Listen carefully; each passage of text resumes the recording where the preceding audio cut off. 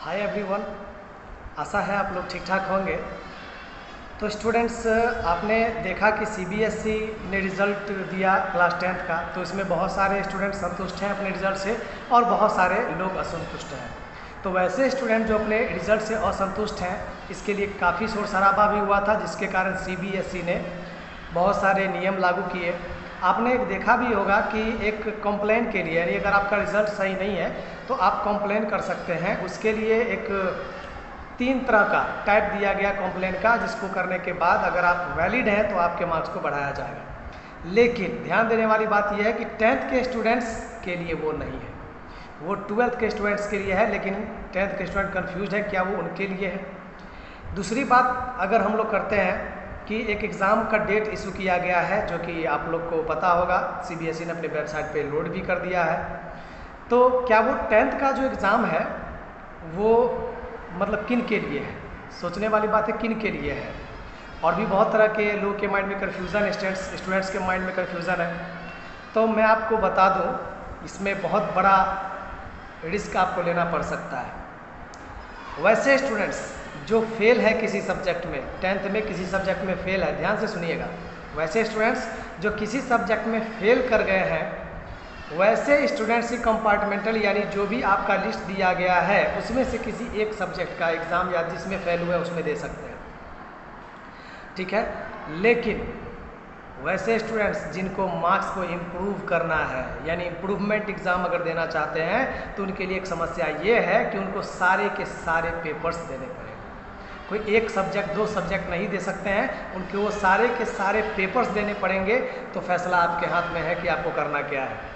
बहुत सारे स्टूडेंट्स तो प्रैक्टिस छूट चुकी है, लोग पढ़ना छोड़ चुके हैं, तो पॉसिबल नहीं है ये 10 दिन में उसकी तैयारी करना, पहली बात। दूसरी बात ये कि लगभग स्टूडेंट्स का कहीं ना कहीं क्लास 11 में एडमिशन हो चुका है और वहाँ के कोर्सेज़ भी, वहाँ के क्लासेस भी ऑलमोस्ट चालू हो चुके हैं। तो वैसी स्थिति में अगर मेरी मानिए, मुझसे सजेशन अगर लेंगे तो मैं कहूँगा कि भाई अब जो है जितना है उसी में संतोष कीजिए।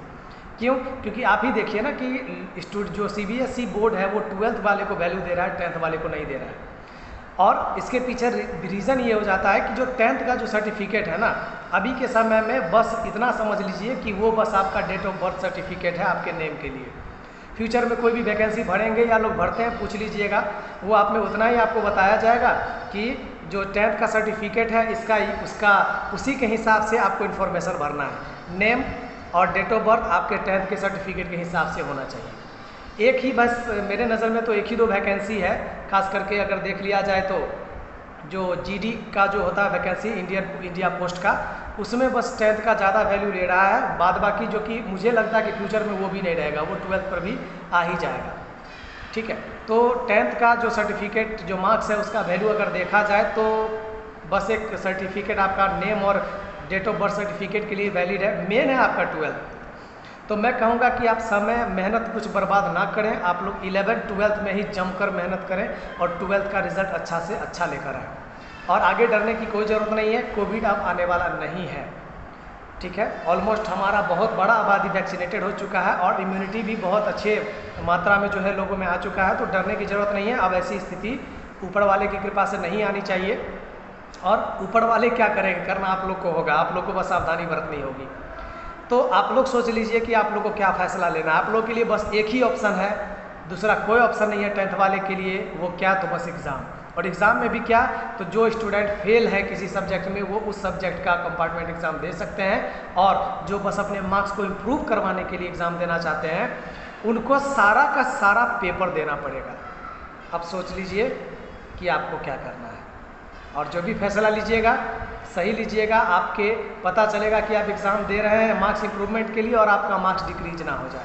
तो सोच समझ के ही आपको फैसला लेना है आगे के लिए, भविष्य के लिए, ठीक है। वैसे आपके फ्यूचर के लिए, आपके भविष्य के लिए मेरी तरफ से आपको ढेर सारी शुभकामनाएं। जुड़े रहिएगा इस चैनल के साथ, क्योंकि आने वाले समय में बहुत सारी वीडियोस आपके काम का आने वाला है। 11th 12th में भी आपका आईटी सेम टॉपिक के साथ लगभग पढ़ाया जाता है, जो कि आपको हेल्पफुल रहेगा। बेस के लिए तो कम से कम ज़रूर रहेगा।